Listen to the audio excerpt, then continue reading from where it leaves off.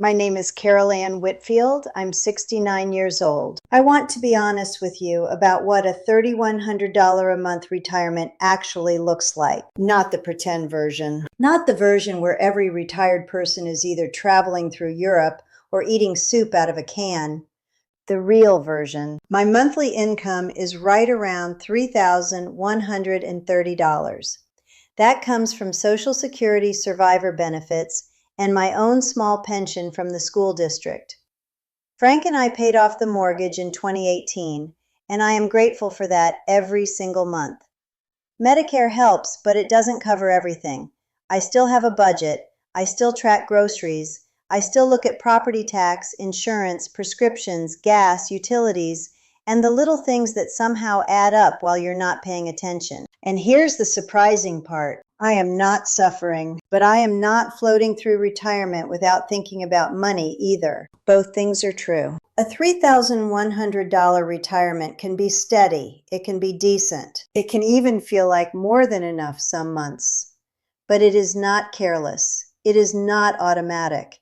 It is not the kind of retirement where I stop looking at prices just because I got older. I still look. I looked at the price of blueberries last Tuesday and put them back. Then I picked them up again. Then I put them back again. Frank would have had an opinion about this.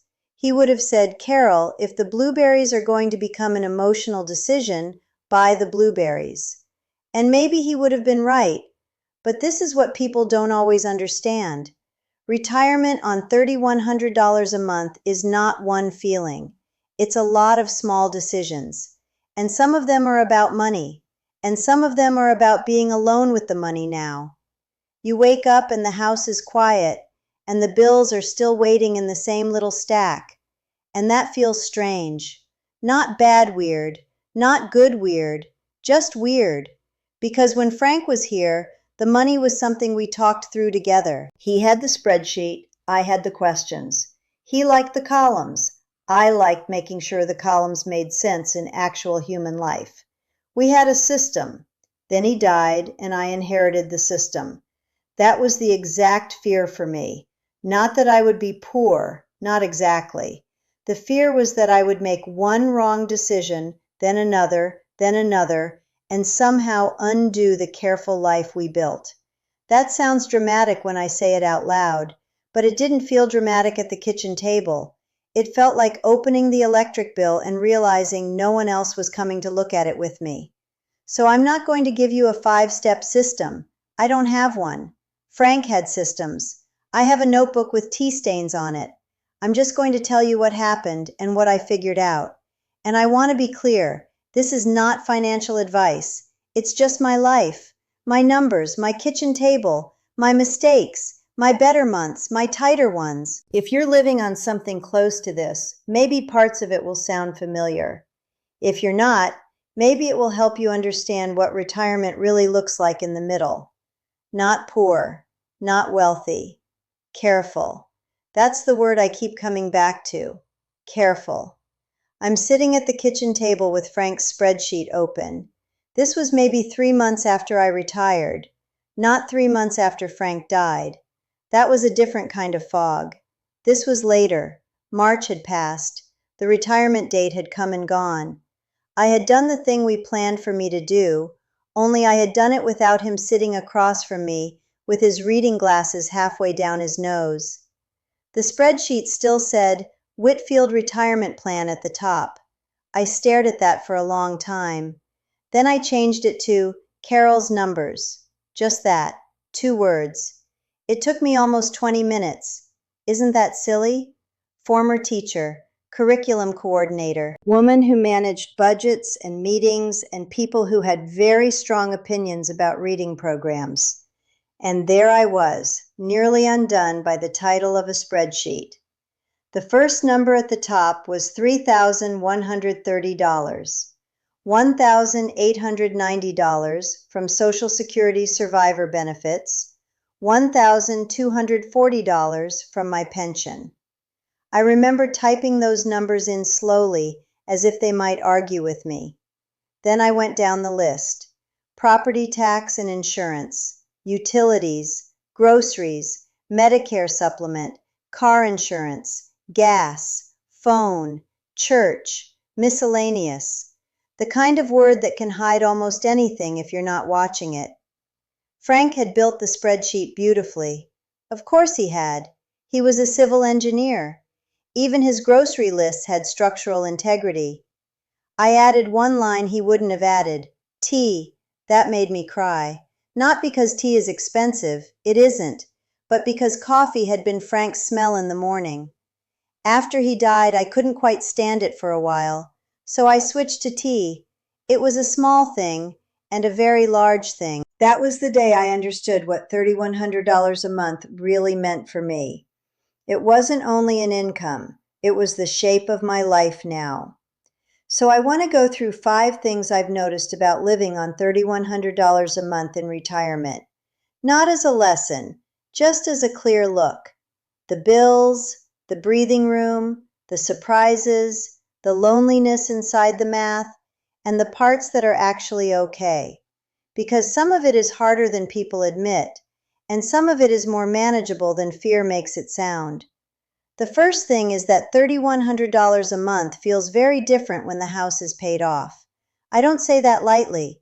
The paid-off house is the reason my numbers work. If I still had a mortgage or full rent payment, this would be a very different conversation. Frank wanted the house paid off before retirement. He was firm about it. Not dramatic. Just firm in the way Frank was firm about things that involve numbers, weather, or whether chicken was fully cooked. We paid it off in 2018. I remember the day the letter came. Frank opened it at the kitchen counter, read it twice, and said, "Well, that's one less thing." That was Frank celebrating. One sentence. No dancing, no cake, just, "That's one less thing." I was more emotional about it. I made him stand in the front yard and take a picture with me. He complained about the sun in his eyes, but he did it. Now, every month when I write down my expenses, that missing mortgage payment is the quiet hero of the whole page. My property tax and insurance are around $310 a month when I break them down. Utilities run about $160 most months, unless the air conditioning gets dramatic, which it does in South Carolina. Groceries are usually around $280 if I'm sensible. My Medicare supplement is $187. Those are the bones of it. Without a mortgage, I can breathe. With a mortgage, I would be doing different math. This is the part nobody puts in the retirement brochure. A retirement income number by itself doesn't tell the whole story. $3,100 can feel manageable in one house and impossible in another. Same income, different roof. That's what I figured out. The second thing is that groceries became the place where I noticed inflation the most. I know everybody talks about it. I feel it in the grocery cart. Not in a theoretical way, in the very practical way of standing in aisle 7 and wondering when paper towels became a luxury item with a cardboard tube. I shop mostly at the same store. I know the layout too well. That's one of the signs you're retired, I think. You know where the oatmeal is, and you have opinions about which cashier bags the eggs correctly. I usually spend around $70 a week, sometimes less, sometimes more. That sounds simple, but cooking for one is not as simple as people think. A head of lettuce does not care that you live alone. It will still turn into a science project if you ignore it for 4 days. I had to relearn portions. I had to relearn leftovers. I had to learn that buying the larger package because it's cheaper only works if I actually eat it. There was one week I bought a large bag of carrots because it made sense by the ounce. By Friday, I was looking at those carrots like they had moved in without permission. Frank would have eaten them just to prove a point. I made soup. Bad soup, if we're being honest. Edible soup. Those are different categories. I don't fully understand why groceries feel so personal, but they do. Maybe because food is where money meets daily life. You can ignore property tax for a few weeks if the bill isn't due. You cannot ignore dinner. So $3,100 a month looks like checking the price of chicken. It looks like buying store-brand oatmeal and not feeling deprived. It looks like choosing the blueberries some weeks and the apples other weeks. It looks like knowing I can afford enough, but not pretending every price is harmless. That is a particular kind of comfort. Careful comfort. The third thing is that medical costs are the part I respect the most. I don't fear them every day, but I respect them. There's a difference. Medicare is helpful. My supplement helps. I am grateful for both. But even with coverage, health still has little doors that open into expenses. A copay here, a prescription change there, a dental visit that makes you sit in the car afterward and stare at the receipt. Teeth are very expensive for being so small. I said that to Jen once, and she laughed harder than it deserved. My Medicare supplement is $187 a month. That number is in the spreadsheet. I like having it written down. It makes it less mysterious. But not everything fits neatly. Last year I had a prescription that changed tiers. I still don't entirely understand the tier system. It sounds like something a committee invented after too much coffee. All I knew was that the price at the pharmacy was not what I expected. I stood there with my wallet open, and the young man behind the counter looked apologetic, in that way people do when they cannot fix the thing they are explaining. It wasn't a disaster. I paid it. But I came home and wrote it in the notebook. That notebook has become my second brain. Frank had spreadsheets. I have the book. I wrote the pharmacy amount, the date, and a little note that said, "Ask doctor next time." That is what $3,100 a month looks like. Not panic, but attention. It means I don't skip care, but I do ask questions. It means I keep receipts. It means I know which expenses are monthly and which ones arrive like uninvited cousins. Health costs taught me not to be casual with the extra money, because extra money has jobs coming for it. Car repairs, dental work, a water heater making a sound no water heater should make. The things that aren't emergencies yet but are practicing. That's why I save about $800 in a good month. Not because I'm virtuous, because I have met plumbing. The fourth thing is that $3,100 feels like enough until loneliness starts shopping. That one may sound odd. Let me explain. When you're alone, spending can become emotional in ways you don't notice at first. Not wild spending. I'm not ordering diamond bracelets at midnight. I bought a cardigan last month and then thought about it for 3 days. But little purchases can become small company. A new book, a candle, lunch out when I don't want to eat leftovers, a plant for the porch because the old one died and I felt personally judged by it. None of these are terrible. Some of them are lovely. But I started noticing a pattern. The days I felt loneliest were the days I was most likely to wander through Target with no real list. That store knows things about widows. I'm convinced of it.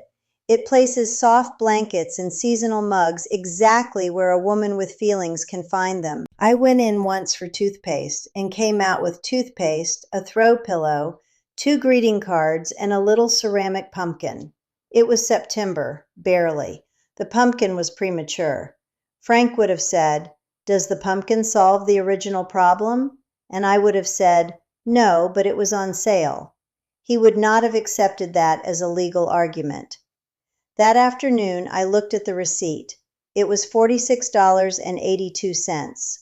Not ruinous, not even irresponsible, really, but I knew what it was. It was me trying to buy a softer afternoon. That's when I figured out that the budget is not only math, it's mood. If I don't pay attention to the feeling under the spending, I can convince myself that every little thing is harmless. And one little thing usually is. But 5 little things in a week become a number. And more than that, they don't fix the loneliness. They decorate it. Sometimes that's fine. Sometimes a room needs a pillow. Sometimes a widow needs to call her sister Patty instead of buying another mug. I'm still learning which is which. The fifth thing is that giving still matters, even when the income is fixed. I did not expect that to feel so important. I thought once I was on a single retirement income, I would become very guarded with money. And in some ways I did. I compare prices, I wait before buying things, I say no more easily now. But I still give to church and a few community things, about $80 a month most months. That is in the spreadsheet too. I considered lowering it once. There was a month when the car needed work and the insurance bill came, and I looked at that line and thought, maybe this is where I adjust, and maybe someday I will. I'm not making a rule out of it, but that month I didn't. I kept it. Not because anyone was watching. No one would have known. I kept it because generosity makes me feel like I'm still participating in the world and not just defending myself from it. That matters to me. Frank was quieter about giving than I am. He didn't talk much about it. He just did it. If someone needed help with a ramp or a repair or a church project, he showed up with tools and then acted like it was no particular thing. I don't have his tools, or his knees, or his quiet ability to measure twice and still look annoyed at the wood. But I can give something, sometimes money, sometimes time, sometimes a casserole that comes out better than my carrot soup, thank goodness. On $3,100 a month, giving has to be intentional. But I don't want my whole retirement to become a locked door. That's what I noticed. Carefulness is good. Fear is different. And I try not to let fear do the budgeting. The sixth thing is that the extra money isn't really extra. This took me a while. When I subtract my regular monthly expenses from the $3,130, there is money left. On paper, a good amount, around $1,600 or so, depending on the month. I usually try to put about $800 into savings, and the rest becomes spending room, haircuts, clothes, gifts for grandchildren, small home things, lunch with a friend, the occasional trip to Charlotte to see Jen and Tony and the kids. That sounds comfortable, and it is. I know it is. But I have learned that leftover money already has future names. Car tires, home insurance increase, dental work, a flight to Portland if David needs me, Christmas, a new washing machine someday. The house is paid off, but houses don't retire. They continue making requests. This spring, the garbage disposal stopped working. I stood there flipping the switch as if the fifth try would reveal my authority. It did not. I called a handyman from church. His name is Bill, and he has the calming voice of a man who owns the correct wrench. It cost $165. I wrote it down. Then I made tea and felt oddly proud of myself for handling it without turning it into a family alert. Jen would have helped. David would have talked me through it. Patty would have told me what she did when hers broke, but I handled it. That is part of what this income looks like too, not just paying the bill, becoming the person who can make the call. I don't mean that in a grand way. I mean it in a Tuesday afternoon way. A $165 repair can be a repair. It can also be a little test of independence. I passed that one. Not all of them, but that one, yes. The seventh thing is that $3,100 a month makes me aware of luck. I don't mean that in a fluffy way. I mean it plainly. I have a paid-off house. I have a pension. I have survivor benefits. I have adult children who would help if I needed it, even if I'd rather not need it. I have enough health to make my own meals and drive my own car. That is not nothing. I know women who are doing this with less, some with much less. I know women who lost the house after their husband died. Women who didn't understand the pension choice that had been made years earlier. Women who are trying to stretch a check that was never meant to hold a whole life alone. So when I say $3,100 is enough for me, I am not saying it should be enough for everyone. That would be careless. My enough has conditions around it. The house, the pension, the budget, the habits Frank and I built before everything changed, and the fact that I live in Greenville, not somewhere with a cost of living that would swallow my spreadsheet whole. Some days are better than others. Some months are cleaner than others. But I do not wake up afraid of the numbers most mornings. I wake up aware of them. That's different. And honestly, awareness feels like a kind of respect. Respect for the money. Respect for Frank's planning. Respect for my own ability to keep going. Respect for the fact that retirement is not just a beach chair or a crisis. For many of us, it's the careful middle. And the careful middle is still a life. I want to say this gently. There is dignity in a careful retirement. Not glamorous dignity. Not the kind anyone posts from a cruise ship balcony. Quieter than that. The dignity of knowing what comes in, knowing what goes out, and making a small life feel whole anyway. A cup of tea in the morning, a paid electric bill, a birthday card mailed to a grandchild, a repaired garbage disposal, a grocery cart with enough in it, a little savings moved over at the end of the month. Frank would have had an opinion about all of this. I think he would say I'm doing all right. Not perfectly, but all right. And some days that's enough. If you're retired on around $3,100 a month, or less, or a little more, leave a comment and tell me what it actually looks like for you. Not the polished version, the real version. What is your biggest monthly expense? What surprised you most? Is it groceries? Health costs? The house?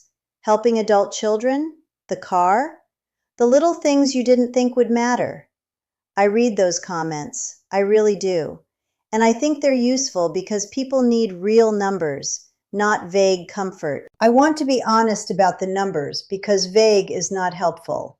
And if you're widowed or single or doing the retirement math alone now, tell me how you're handling that part too. Because sometimes the math is the same, but everything else is different. That's the part I didn't understand until I was sitting at this table by myself. Okay, I think that's what I wanted to say. Thanks for being here.